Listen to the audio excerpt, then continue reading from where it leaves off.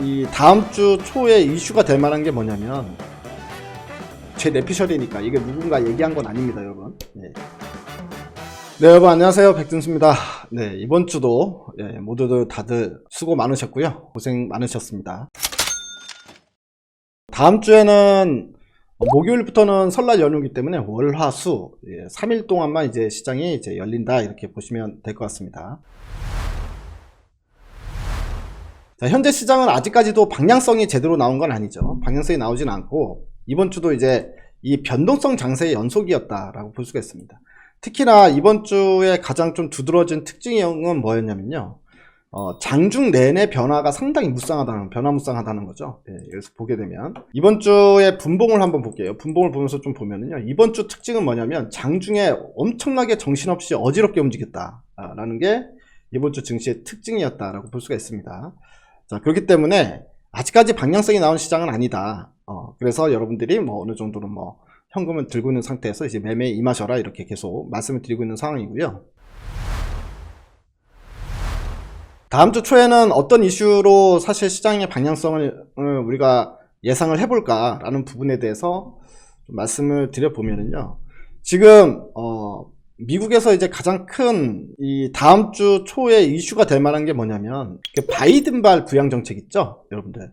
2조 달러 규모, 2조 달러 규모의 부양책을 실시를 할 거냐 말 거냐, 이제 그게 이슈가 될 것 같습니다. 어젯밤에 하원에선 통과를 했거든요. 하원에선 이제 추가 부양책 법안이 이제 통과가 됐고, 결국엔 다음 주 초에는 상원에서 통과가 되느냐 아니면 상원에서 잡음이 나오냐에 따라서 또다시 시장은 그 뉴스에 따라서 좀 변동성이 나올 것 같은데, 뭐 생각보다 상당히 무난하게 상원까지 통과를 해서 추가 부양책 실시를 한다라고 결정이 나면은 오히려 그때는 시장의 방향성이 상방으로 갈 가능성이 커 보입니다. 다음 주 초에는 그 뉴스, 부양책에 관련된 뉴스를 좀 우리가 관심 있게 보면 되겠다, 여기 좀 말씀을 드리고요. 자, 우리 시장으로 돌아와서 이야기를 해볼게요. 우리 시장 내에서, 그러니까 이제 섹터로 이제 이야기하게 되면, 지금 다음 주 초에 가장 핫 이슈가 될 만한 뉴스가 있죠. 바로 애플카 관련해가지고 결국 현대 기아차 그룹에서 애플카를 생산을 할 거냐 말 거냐라는 부분이 윤곽이 다음 주 초에 나올 수 있을 것 같아요. 왜냐면 기아차가 다음 주 화요일날 중장기 계획을 발표한다 그랬어요. 중장기 계획을 발표하고 이제 거기서 이제 할 이야기가 아마 이제 기아차를 기아로 사명을 바꾸고 모빌리티 사업으로 전환한다. 그냥 자동차를 만드는 사업이 아니라 모빌리티 전반적인 사업으로 전환한다라고 발표를 할 계획이거든요. 당연히 거기서 지금 현재 이제 가장 사람들의 궁금증을 불러일으키는 이야기죠. 기아차가 결국 애플카 생산할 거냐 말 거냐, 거기에 대한 어느 정도 멘트가 나올 가능성이 있고, 만약에 기아차가 애써 그걸 부정하고 얘기를 안 하면 결국엔 질문이 들어올 거고, 그럼 질문에 대한 답변에 대한 뉘앙스가 또 나올 거고, 그래서 아마 변동성이 상당히 큰 한 주가 될 것 같다. 특히나 이제 해당 종목들, 이제 뭐 기아차, 현대차 뿐만이 아니라 현대모비스, 현대위아, 현대오토에버, 글로비스, 벤더들까지도, 부품업체들까지도 영향을 줄 만한 빅 이슈가 다음 주 초에 기다리고 있다라고 볼 수가 있는데요. 오늘 애플카와 기아차에 관련된 이야기를 좀 해볼까 합니다. 왜냐면 다음 주에 혹시 기아가 아니면 기아 주가는 그냥 하한가를 때려 맞을 가능성이 있습니다. 예를 들어서 알고 보니, 뚜껑을 열어보니 기아차가 생산하는 거 아니더라 라고 하면 이미 주가에 어느 정도 기대감이 반영이 됐기 때문에 하한가를 때려 맞을 가능성이 있고요. 다음 주에 뚜껑을 열어봤는데 기아차가 맞더라 이러면 주가가 올랐음에도 불구하고 어쨌든 이제 추가적인 급등세가 나타날 가능성이 충분히 있겠죠. 그러니까 완전히 양면의 동전이 돼버린 상황이기 때문에 여기서 우리가 재미로 한번 탐정놀이를 한번 해볼까 하는데, 애플 기아차 관련해서 탐정놀이 한번 해보는 거 괜찮습니까? 짱?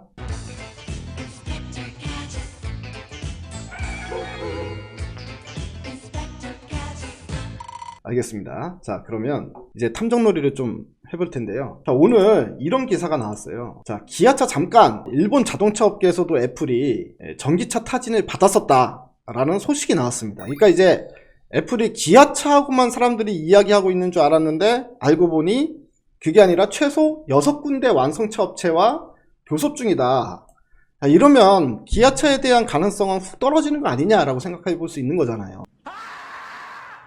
새로운 변수네 이렇게 생각할 수 있는데, 여기서 뭐라고 얘기했냐면, 자, 혼다, 닛산, 마쓰다는 코멘트할 수 없다라고 이야기를 했습니다. 코멘트할 수 없다라는 얘기가 처음에 우리가 현대차 이야기 나왔을 때, 애플이 현대차 이야기 나왔을 때, 그 다음에 기아차 이야기 나왔을 때 마찬가지로 답변을 했잖아요. 예, 결정된 사항이 없다, 코멘트할 수 없다, 이렇게 이야기했는 거는 전화는 받았다는 이야기라는 거라고 우리가 이야기했잖아요. 애플한테 전화는 받았다.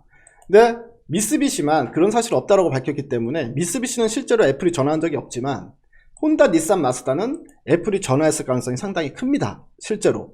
근데 저는 그건 당연하다고 생각을 해요. 이것 때문에 기아차가 아닐 수 있다, 이 부분은 우리가 하나씩 생각을 해봐야 될 부분이지, 애플 입장에서 보게 되면, 여러분, 애플이 만약에 자동차를 만든다라고 했을 때 여러분들 아시다시피 애플은 자기네가 직접 아이폰도 직접 만들지 않잖아요. 대만의 폭스콘에 위탁 생산을 맡깁니다. 아이폰조차도 본인들이 안 만들기 때문에 자동차를 본인들이 만들 가능성은 거의 제로입니다. 예. 그러면 이들은 위탁 생산체를 찾아야 되는데요. 애플 입장에서는 가능한 많은 위탁 생산이 있으면 좋아요. 위탁 생산 업체가 있으면 좋습니다. 왜냐면 예서 기아차든, 기아차, 일본에서는 혼다, 오늘 나온 찌라시로 보게 되면, 이제, 미국에서는 기아차, 예, 이 아시아에서는 혼다가 맡고, 예, 그 다음 유럽에서는 폭스바겐이 맡아서 이제 3자 위탁 생산 구조로 갈 거다, 이런 이제 찌라시도 나왔는데요. 자, 애플 입장에서는 그러면 좋아요. 여러 업체를 두고 있으면 좋죠. 왜냐면 여러 업체가 있으면 이들을 경쟁을 시킬 수가 있기 때문에 본인이 유리한 입지에서 딜을 할 수가 있단 말이에요. 그쵸? 근데 예를 들어서 자기 하나의 위탁 생산 업체만 갖고 있으면 애플 입장에서는 이 위탁 생산 업체가 오히려 갑질을 해버릴 수가 있단 말이죠. 그런 리스크를 안고 위탁 생산에 맡겨야 된다는 겁니다. 그러니까 경쟁을 시키면 본인이 갑 위치에서 이들을 부릴 수가 있는데, 이게 뭔 개소리야? 을이 갑이 돼버리는 상황, 본인들이 이제 OEM을 준다고 하더라도 이건 이래서 안 돼요, 저래서 안 돼요, 이러면 애플 입장에선 딴 데로 옮겨 타고 싶어도 생산하는 업체가 하나밖에 없으면 대안이 없잖아요. 이 을의 말을 들어줄 수밖에 없는 겁니다. 그리고 두 번째, 그러니까 예를 들어서 우리가 반도체 쪽에 따지면은 네덜란드 ASM에 얘네가 이제 노광 장비는 전 세계에서 얘네만 만드니까 TSMC든 간에 삼성전자든 간에 총수가 가가지고 장비 한 대만 더 주세요 싹싹 빌잖아요. 여기서 이제 가장 큰 경쟁력이 뭐겠습니까? 단가 인하는 절대 이야기도 못 꺼내. 자, 그러면 애플도 애플카를 만드는데, 만약에 기아차 한 군데만 생산하는 위탁 생산을 맡기게 된다면 애플의 문제점들이 여러 가지 발생될 수 있겠죠. 일단 단가 인하도 안 되고, 그리고 이것 때문에 가격을 올려줘야 되려고 해도 대안이 없으면 안 되잖아요. 그리고 가장 큰 건 뭐냐면 애플카를 얼마나 많이 만들 수 있느냐도 직결됩니다. 그래서 애플 입장에서는 한 군데 딱 이제 우리 거 생산해줄 업체 하나 생겼다라고 하면 그걸로 이야기해서 끝날 부분이 아니라는 거죠. 그거는 그거대로 생산을 해도 계속해서 생산을 할 수 있는 업체는 계속 알아봐야 됩니다. 자, 그런데 그렇기 때문에 애플한테서 전화를 받았다는 게 기아가 아닐 가능성을, 그러니까 기아를 배제하고 생각할 필요는 없다라는 거고요. 저는 이제 기아하고도 당연히 제 생각으로는 애플은 하려고 할 거고요. 그뿐만이 아니라 다른 업체들랑도 그 이후에라도 만들어주겠다라고 하는 업체가 있으면 분명히 위탁 생산을 맡기면서 이제 2개 업체 이상의 어떤 이제 위탁 생산 체제로 가는 게 애플의 목표다라고 생각을 합니다.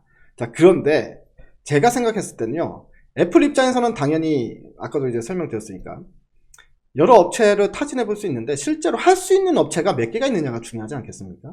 실제로 제가 봤을 때 할 수 있는 업체가 많지가 않다라는 게 팩트입니다. 제가 생각했을 때는. 자, 여기서 한번 볼까요? 혼다나 닛산, 마쓰다, 이 업체들 같은 경우엔 애플이 생산해달라고 해도 생산을 할 수가 없어요. 왜냐면 우리나라 현대차가 애플이 생산해달라고 연락이 와도 해줄 수가 없는 이유가 뭐냐면 자기 브랜드를 버릴 수는 없거든요. 자기 브랜드를 가지고 있는 고유 자동차 업체가 애플의 위탁 생산 업체로 전락되는 게 싫은 거죠. 그렇게 따지면 폭스콘에서는 스마트폰을 만들면서도 자기네 브랜드를 딴 스마트폰은 판매하지 않듯이 자동차도 마찬가지 비슷한 개념이 돼버린다는 겁니다. 그러니까 본인들의 이미지가 뚝 떨어지고 애플 위탁 생산하면서 돈 얼마나 벌어먹겠다고 그걸 하냐라고 생각을 할 가능성이 상당히 크죠. 그렇기 때문에 어느 정도 브랜드 가치가 있는 회사들은 실질적으로 애플카를 위탁 생산 맡아주기가 힘들 거라고 생각을 합니다. 그래서 이제 현대차 같은 경우도 이제 기아로 돌린 거잖아요. 기아에서는 위탁 생산이 가능하다라고 해서 지금 기아가 이제 물망에 오르는 것처럼 실질적으로 본인의 고유 브랜드, 특히나 혼다 같은 경우에는 브랜드 인지도 상당히 높은 축에 속한단 말이죠. 그렇기 때문에 불가능하다. 그리고 오늘 뭐 찌라시에서 나왔던 폭스바겐이 할 리가 있습니까? 절대. 자, 그렇기 때문에 완성차 업체들 중에서는 실질적으로 상당히 위탁 생산 업체로 전락할 가능성과 자기의 고유 브랜드가 이미지가 실추가 될 수 있는 가능성이 있기 때문에 실질적으로 현실적으로 생산을 하기가 쉽지가 않을 거라고 생각을 하고요. 네, 일단 첫 번째. 두 번째는요. 캐나다 마그나 있잖아요. 예, 이번에 LG전자랑 제일 처음에 거론됐던 마그나 같은 경우에는 가능성이 있죠.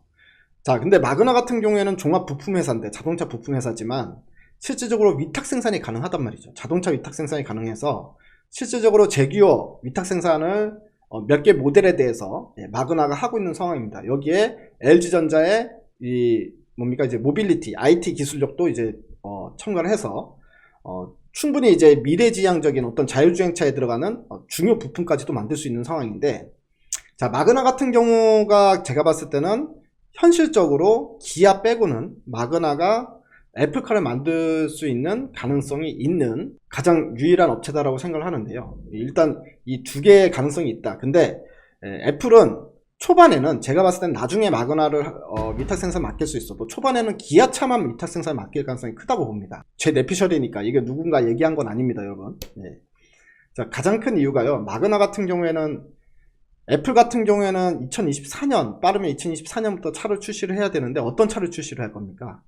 완전 자율주행차, 완전 자율주행인데 어떤 기반? 전기차나 수소차 기반의 친환경 자동차 기반의 완전 자율주행차를 출시를 할 예정이란 말이죠. 자, 그런데 마그나 같은 경우에는 지금 우리가 일본 이제 내연기관 자동차 같은 경우에는 지금 제기업 거를 만들고 있지만 전기차나 수소차 같은 친환경차를 만들었던 업력은 없잖아요. 그렇기 때문에 이 업력상 애플이 지금 당장에 마그나한테 위탁 생산을 맡기긴 상당히 힘들다고 봅니다. 예. 그렇기 때문에 그게 모든 게 가능한, 이 애플이 원하는 모든 조건이 가능한 회사는 결국엔 기아차밖에 없다라는 거죠. 그래서 제가 봤을 때는 기아가 실질적으로 가장 큰 현실적으로 봤을 때 가장 가능성이 큰 거 아니냐라고 생각을 하고 있고요. 이거 다음 주에 기아 아니라고 하면 저 얻어맞는 거 아닙니까? 예.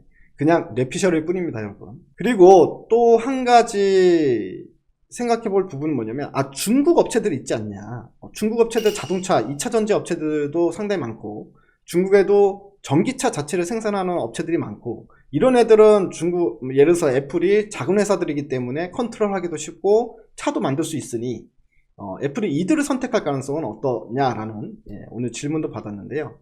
일단은 중국 같은 경우에는 지금 바이든 시대에서도 중국에 대한 규제는 계속해서 들어가고 있는 상황이기 때문에 어떻게 보면 애플이 대만 폭스콘에서 아이폰 위탁 생산하는 거는 이미 사업을 해오고 있던 거잖아요. 그러니까 뒤집기가 상당히 힘들지만 이 자동차 같은 경우에는 자동차 위탁 생산 같은 경우 이제 시작을 할 거기 때문에 실질적으로 정부 규제나 눈치를 볼 수밖에 없는 상황에 있을 거다라고 생각이 듭니다. 그렇기 때문에 중국에서 생산을 하는 신규 사업을 진출한다 애플이라고 하면 거기에 따른 저항이 상당히 많을 수 있기 때문에, 그리고 또 문제는 역관세, 미국으로 다시 들여올 때 관세를 엄청나게 이제 부과받을 가능성이 크기 때문에요.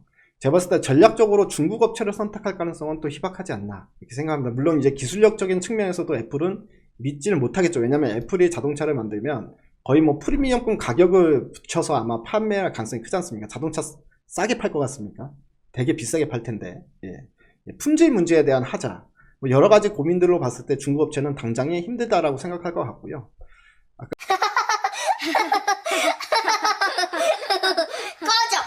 아까 이제 뭐 이래저래 우리가 탐정놀이를 해서 시나리오를 좀 종합을 해보면, 자, 애플은 여러 업체를 가지고 가고 싶어 할 거다. 하지만 현실적으로는 쉽지가 않을 거다. 결국에는 제일 처음에 어쨌든 손을 잡을 수 있는 가장 최적의 조건에 있는 게 바로 이제 기아차다 이렇게 생각을 하고 있습니다. 다음 주에 뭐 이런 것도 한번 시나리오 짠 부분들 감안하면서 시장에 나오는 뉴스를 보는 것도 재밌을 것 같다 싶은 생각이 듭니다.